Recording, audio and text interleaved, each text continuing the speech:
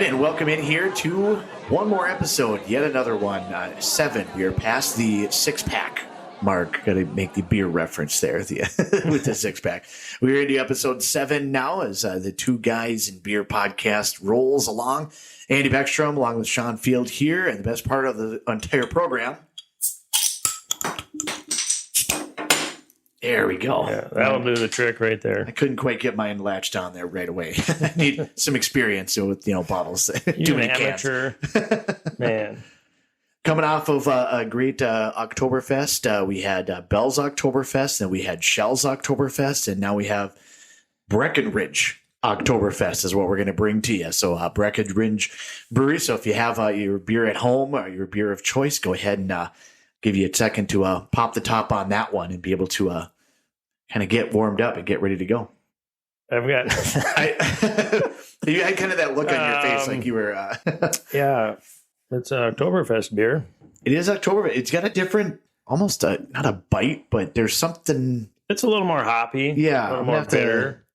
I would say it's not quite as smooth as the Shell's Oktoberfest or the Bell's. It's got an interesting aftertaste. It's kind of maybe a bit malty.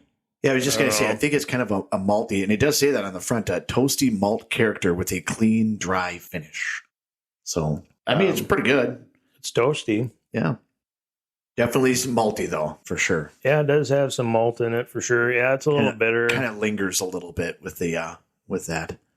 Yeah, I don't know what to think about it yet. As I continue to drink as we talk, we'll see if it changes. It's all right so far. I've never had this one before. Breckenridge Brewery. It's in Colorado.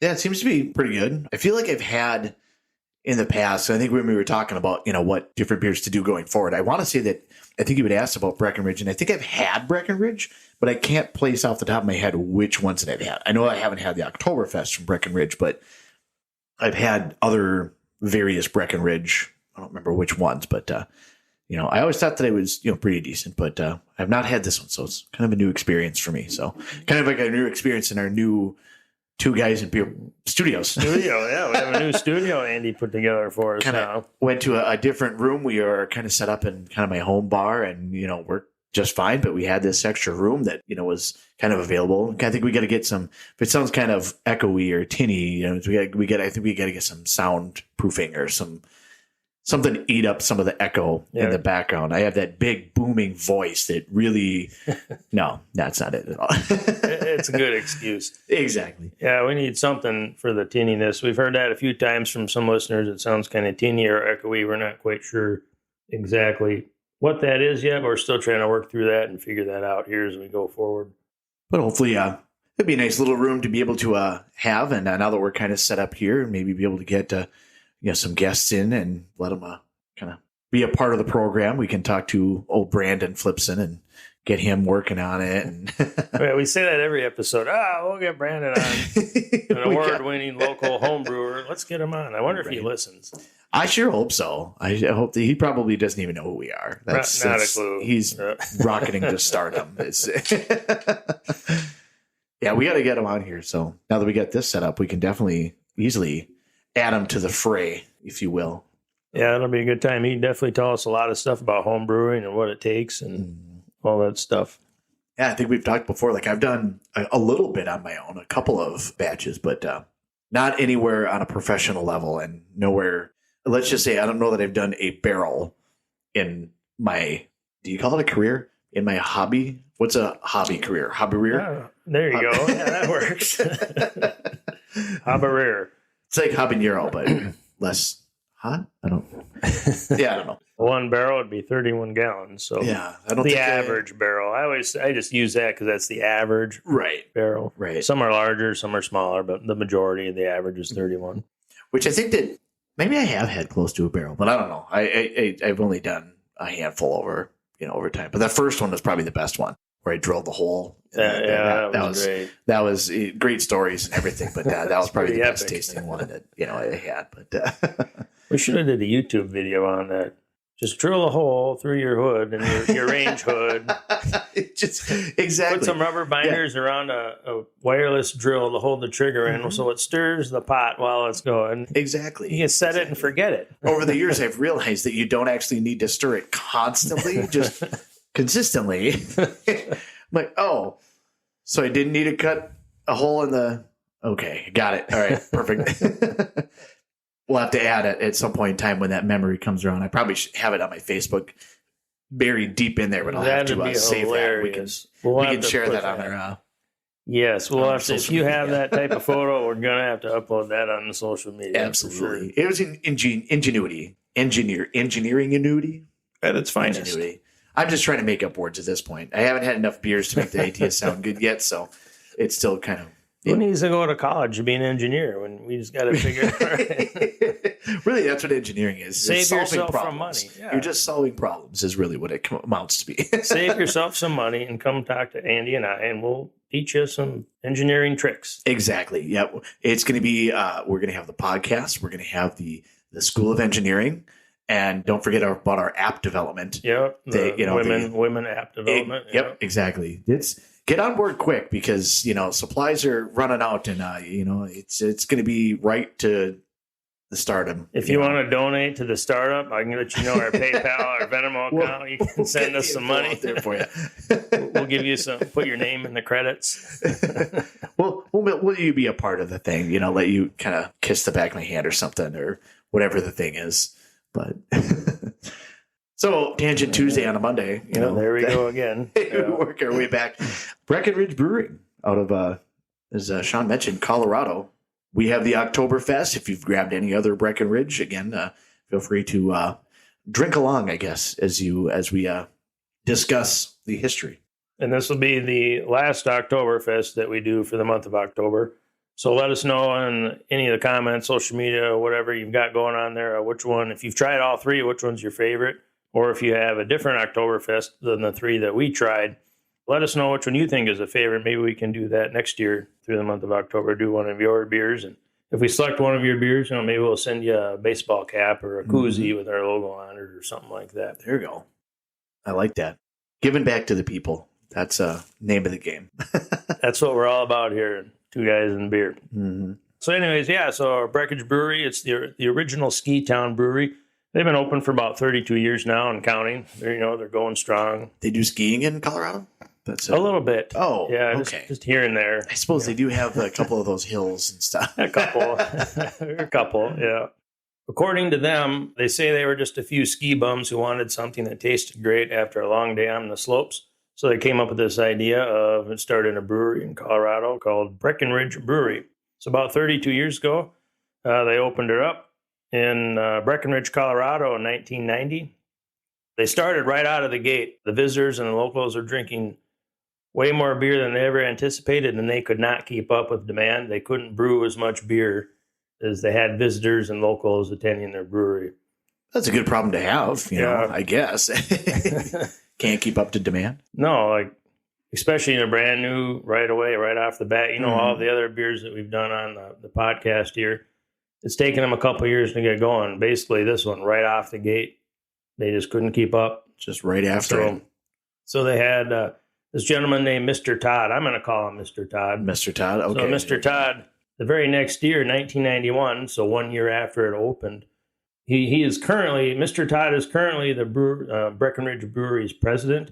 But back in 1991, he began his apprenticeship. I can't talk either. I need more beer to get these words down. When you get big words, it's, So he began his apprenticeship back in 1991 for Breckenridge Brewery. Well, he set out because they were brewing so much beer, they couldn't keep up for the locals and the visitors. He set out with his team and started looking for some new locations in Denver to build a second brew pub with space for a bigger brew house. Todd and his team, they ultimately did find a second location in downtown Denver and opened up a second location in 1992. So just a brief 2 years later, they've already got a second location opened up. They went from Breckenridge, Colorado, now they're in downtown Denver. I would assume that property and not even getting into the value, but just availability there's probably not Oh yeah, there's all sorts of real estate available for. Oh, you're an expanding brewery that's going to have massive. I mean, Colorado's kind of well known for some brewery as well. I would think there'd be some pretty good competition, or at least tough to be able to find space for that. You think space, yeah, especially in downtown Denver. Denver's not a small city by any means; it's a big, bustling city. So they got some space in downtown Denver. Opened it up in 1992. A couple years went by at the Denver location, and they had some new neighbors move in. You want to know who the new neighbors were? Miller Coors? No, the Colorado Rockies and their 50,000 fans. Oh, there we go. Moved in right next door. That'll work. That'll. So I'd presume when you got the Rockies right next to you and all those crazy Rockies fans drinking beer, well, the brewery's right next to it, the brew pub. Mm-hmm. I'm sure it was packed all the time. And again, they outgrew that location. Weird. A couple years later, yeah, imagine that with the like you mentioned with the Rockies fans right there. It's so bunch of crazy baseball. I'm actually a Rockies fan. I like the Rockies. I mean, I like the Rockies. The Twins are, of course, I'm a homer. Mm-hmm. I always root for the Rockies. Oh. I was like kind of going back, the old Todd Helton days. You remember the old? I think them and the Diamondbacks had where it was just like a vest style, like sleeveless style jerseys. Way back when. There's only a handful of teams that could really pull that off. Yeah, and they could. And they have a good logo, and I like their colors back. The purple and the black that they had back then. And did they get to the World Series, or were they close? Because I remember I think that they got to it once. That postseason, I remember I was rooting them on hardcore. I think so. Man, I just can't remember. Sorry, anybody in Colorado. I just can't remember my Colorado sports right now. But I was a fan of the Rockies. I'm still a fan. I just can't quite remember. If you're from Colorado or a big fan of the Rockies, call us out on the social media. We'll send you a crisp high five or something. Yeah, let us know.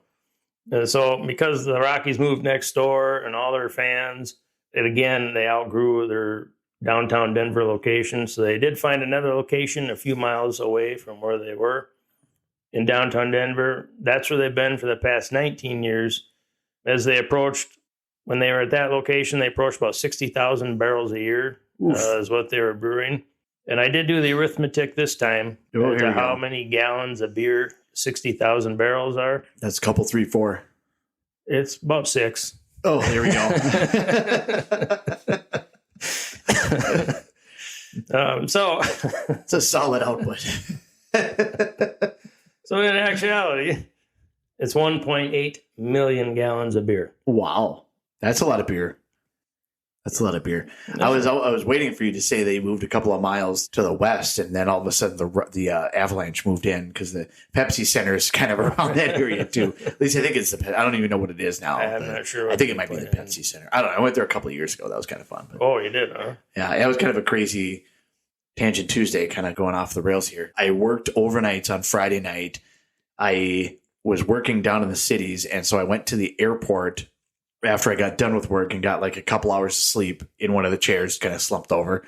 Got on a flight, flew to Denver. I had a friend that lives out there, and went out to just one of the bars, had something to eat and hung out and whatnot. Went to the Avalanche home opener against the Wild at the Pepsi Center. Oh, wow. Went back to that same bar afterwards, was there till like 2-ish in the morning. Took the train. Actually, I didn't take I went back to the train station, but the train station, 1 o'clock was the last thing. So I had to like sleep in the train station for like 4 or 5 hours. And like 5 o'clock in the morning, there was another one that was going or whatever. So I get up, get on that, go back to the airport, get on a plane, come back to Minnesota. Oh, wow. And that night I get back, drive down to Mankato, get like another hour of sleep, watch the Vikings game, and go to Shinedown in Mankato that night. And then after the concert, Sunday night, I drive to Duluth because I had a week-long training in Hermantown. Oh, no. Wow. You want to talk about like one thing after another. Like that was, but Pepsi Center was fun. And downtown Denver was fantastic. Like, easy to get around. They had a lot of like, public transportation, and it was pretty cool. Yeah, I've never been to Denver before. I've been to Colorado a few times, but just driving through. Mm-hmm. So I've never really stopped through there. How long ago was that when you were there for the Wild and the Avalanche? 4 years ago or something. Oh, yeah. Did the Wild win? No, they lost. No. It was a 1-goal game, like 3-2 or 2-1 or something like that or whatever. And 30 seconds left, 1-goal game, goalie out, pucks in our end.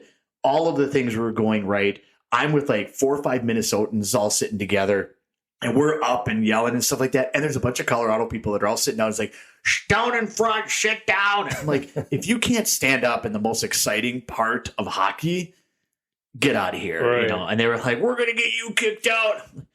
Really? That's how we're playing? Like because you're standing up. I'm sorry for being supportive. So that was a little bit of a different experience. But yeah, it was close. It was fun. It was a pretty good game. I don't think the Wild had a very great season that year, but sure. But it was fun. It was a blast. I'd absolutely do something like that again.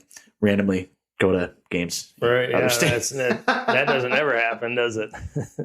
It's always a good time to go to away games, and mingle with their fans and have fun doing that. Now, the question is, were you drinking Breckenridge beer when you were at the stadium? I feel like I must have. I don't know if I for sure did, but I know that when I went to the bar beforehand, I specifically was like, I want something local. And I looked at all the taps and I'm like, I feel like I've had almost all of them. And he's like, well, Breck, and he listed off a couple of them that are like, well, these are made in Denver. Well, I guess that counts. So that works. Yeah. So I probably did have Breckenridge likely that night, but it was a few hours there and then a few hours at the game, and then a few hours back there again afterwards. Just maybe some spots that I'm not sure of the details. A little foggy. things didn't exactly flow right through my brain afterwards. But I don't blame you for that. I'm sure I did. We'll say yes. That's what I'm going to say. Perfect. Yep. So then Breckenridge could be responsible for the cloudiness. Exactly. Yeah. Yep. We'll call Mr. Todd and be, hey, we got a problem here. Yeah, Mr. Todd. Well, it might not be a problem, but just, Yeah, exactly. You might want to put that on a warning label or something. It may cause fogginess.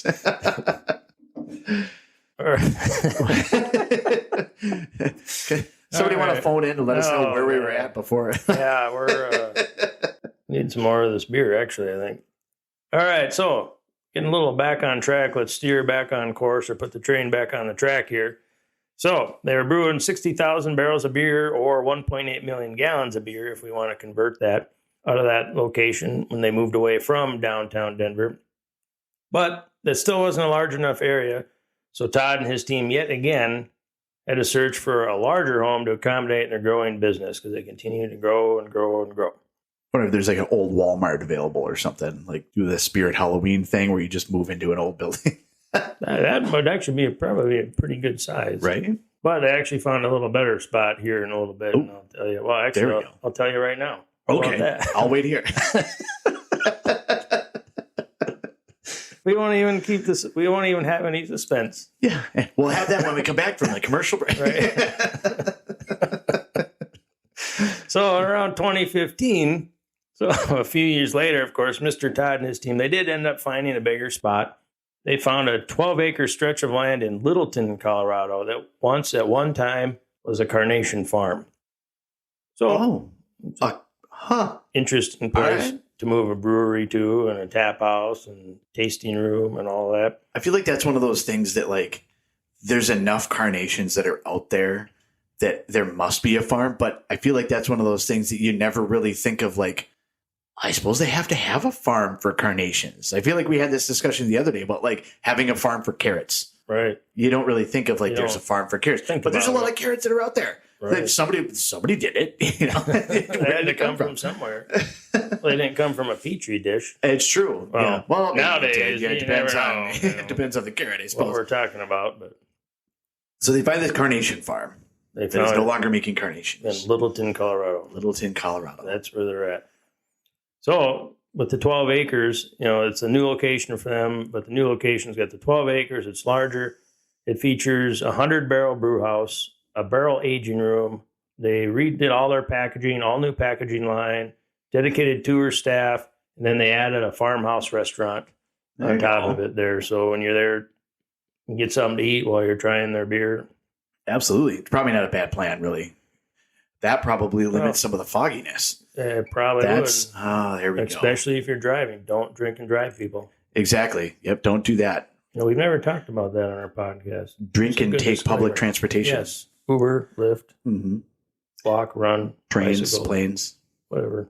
Whatever gets you from here to there. Just don't drive. Call your buddy Kyle. So after they got that going in 2015, In 2016, Breckenridge Brewery became a member of the Craft Brewers Collective. And that's kind of a family-owned craft breweries type thing. And it's actually a unit of Anheuser-Busch. So Breckenridge Brewery bizarre, but kind of went from maybe its own thing. I wasn't quite so clear on it, but it does say Anheuser-Busch on their webpage and stuff. I'm not sure if Anheuser-Busch just helps distribute them. Yeah, I wonder if they don't do some of the bottling and distributing just because they have the infrastructure to do so much more. Right. So I think it's probably more of a distributor type deal for them. Because in 2016, after they got that into their craft breweries collective, in 2016, now they're sending their beer out to 48 different states. So there you go. They're pretty widely out there now, Breckenridge beer. Nice.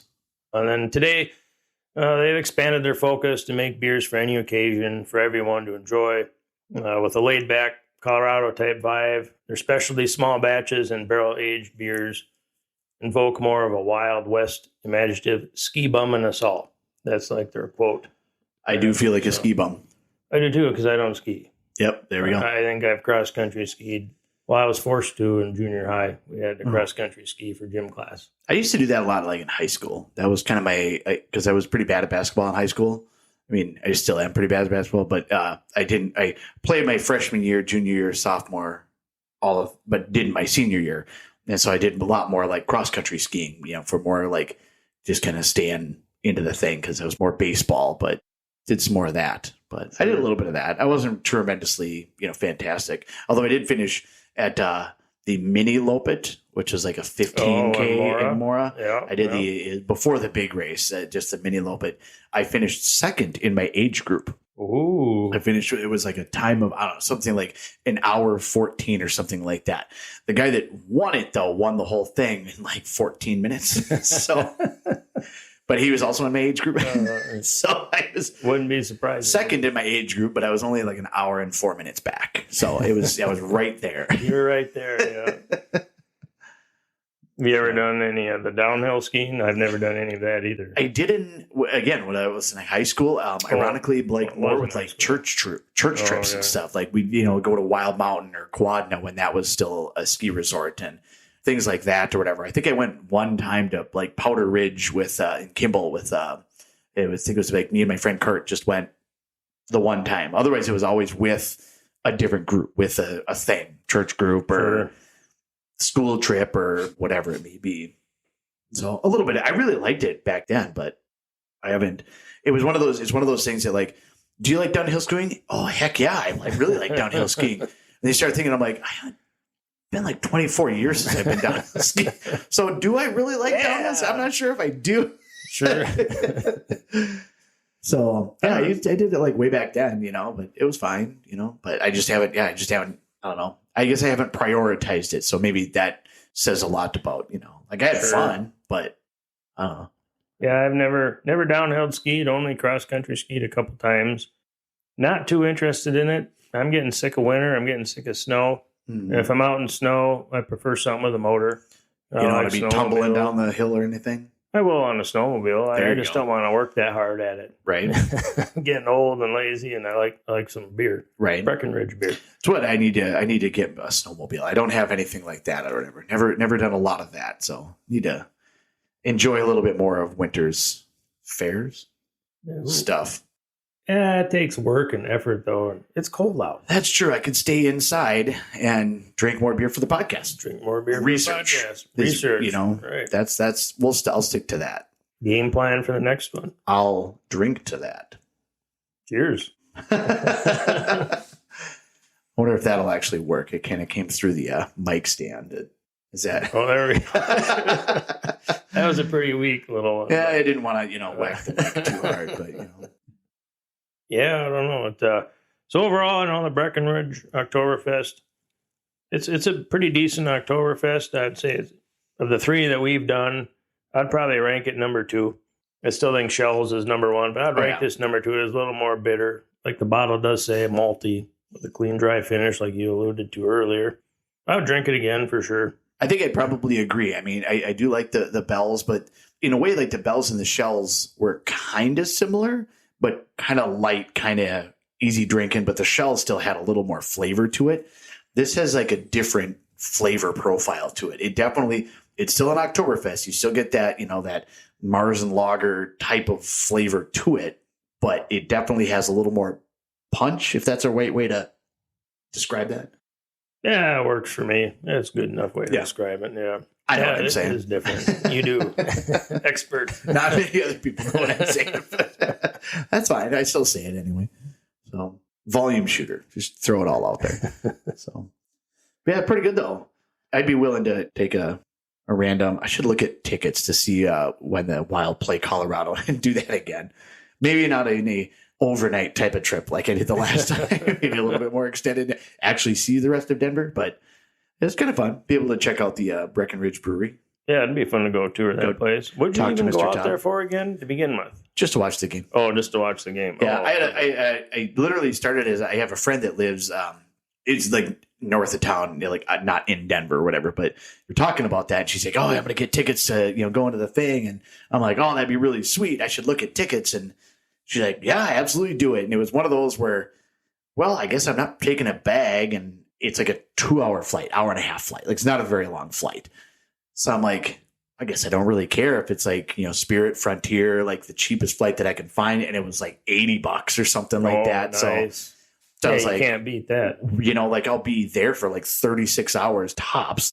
Why not? Heck with it. So she bought the tickets for the game. And so I bought the flights and, like took the train out there, and like I even slept on the train a little bit because obviously didn't get a lot of sleep that entire weekend. But it was just randomly just one of those things. I don't know, and it was definitely like, because even when I talked to her, she's like, "Oh, that'd be sweet, stay the whole weekend." I'm like, no. I got Shinedown tickets on Sunday, so I got to go to that. She's like, "So you're just gonna come out here for Saturday?" I'm like, "Yeah, it's fine." Yeah, okay. Don't worry about it.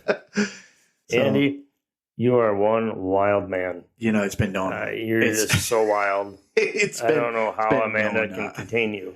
She doesn't. She just rolls her eyes and allows me to do whatever. I wonder if that friend of yours in Colorado knows we have a podcast. I should. I'll have to let her know. You should tell her. Probably is. She might have even clicked on at some point in time. Yeah, listen to this episode for sure. It's in your hometown. Exactly. Or in your neck of the woods. I don't know if it's her hometown. I'll send her a couple of the like stickers or something like that, or some of even the post or the business cards with the QR code. You can put them up all over the place. All over Denver. Just stick it on the wall at the Breckenridge or something. Yeah, that'd absolutely be perfect. Heck yeah. Yeah, it's a pretty solid beer. Pretty solid place. I think it'd be a lot of fun to be able to check it out. So, yeah, I agree. So go get yourself some Breckenridge Oktoberfest. If you haven't yet, while it's still out there, give it a try. Let us know what you think.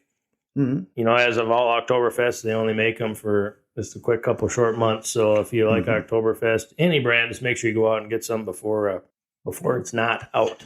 Yep. It's definitely a short-term seasonal. I mean, because some seasonals, like you get like the honey, not honey bites, that's more of a year-round thing, but like the lemon shandies or lemon beers, or summertime-ish, but like the Oktoberfest it's a much shorter window for that. Sure. So, which is fine, totally works. But yeah, get out there, check it out, and let us know what you think. And if you have ideas for further episodes or other ideas for different beers that you'd like us to try and kind of do a history of or background for, definitely drop that in the comments. We're on all the major platforms, Facebook, Twitter, Instagram, Rumble, Spotify, iHeart, YouTube. All of them. I feel like I'm missing probably a bunch, but it's fine. Google. Yeah, we're on quite a few. So all the major ones, major podcast, social media platforms. So we're out there. Yeah. Like the old proverbial like, share, and subscribe, tell your friends, tell your neighbors. Nothing else, like go log on to their Wi-Fi and download or something. There you go. At least click the like and share button. Just clicking the like and typing a period in the comment just helps the algorithm move it around a little bit. But yeah, we want to hear from you though. Definitely let us know kind of what you think. If there's something that you're got questions for us or thoughts on a certain beer, or even if there's something you don't like, we're definitely open to deleting. Listening to other comments. We want to hear everything. Want to hear from everybody all the time with whatever they got for information or feedback, or maybe you've been there. You can give me a on-site review of what the location is like, or of one of these 7 different locations that they've had, or just send us some beer. Yeah. I'm all good with that. Yep. We're happy to we'll send you a open. hat and maybe even a sticker, and we'll get you something. We'll get you some swag for sure. Absolutely. We're very open to beer. Absolutely. We don't discriminate. So we can be bribed. We can be bought. That's for sure. So that's pretty much episode 7 there with Breckenridge Brewery. Kind of recapping, we did the Oktoberfest, but kind of recapping all of Breckenridge and lots of fun stuff for multi-location, I guess. Breckenridge and then Denver and then Littleton and kind of all over the place a little bit, but mostly kind of around that Denver area, that Colorado area. So, yeah, definitely a pretty good beer, pretty cool brewery. Lots of fun information, and clearly does quite well if they had to move that many times to be able to expand in such a short amount of time, too. Like we said, like some of them have been around forever, but they've took a while to really latch on. But this was just right through the roof. Right out of the gate. Yeah, it just went nuts right out of the gate. Yeah, check out their website. There's a lot of good information on there. Buy some of their merchandise, whatever. Absolutely. And then, of course, go out and check it out. Find the Oktoberfest or find, any of the Breckenridge beers and give them a whirl and kind of, like I said, let us know on the comments what you think. So, and again, if you have any ideas for future episodes, let us know. Let all your friends know about the episodes that we've had so far. This is episode 7. We'll be working our way towards episode number 8 next, which I believe we have a beer picked out for that one as well. We do have a beer picked out for that one, and I don't have the exact name with me. But I'll just tell you it's from Out of This World. We'll tell you that, and I'll leave a question with Andy, but I'm not going to let him answer it. So just to kind of let it marinate a little bit, and all the listeners out there have to sit and think about it. For a little bit. But the question is, do you believe in aliens? Do they exist? We'll have to discuss that on the next next episode. That'll be the ultimate teaser to be able to get you back. So for sure, we'll have to discuss that on the next opportunity, the next episode of Two Guys and Beer. So hope you enjoyed today's episode. A lot of fun to be able to kind of go over the Breckenridge Brewery. My name is Andy Beckstrom for Sean Field. Hope you enjoyed the episode. And Sean, any closing words? Thanks a lot for listening, everybody. Appreciate it. God bless and cheers. And we'll talk to you soon.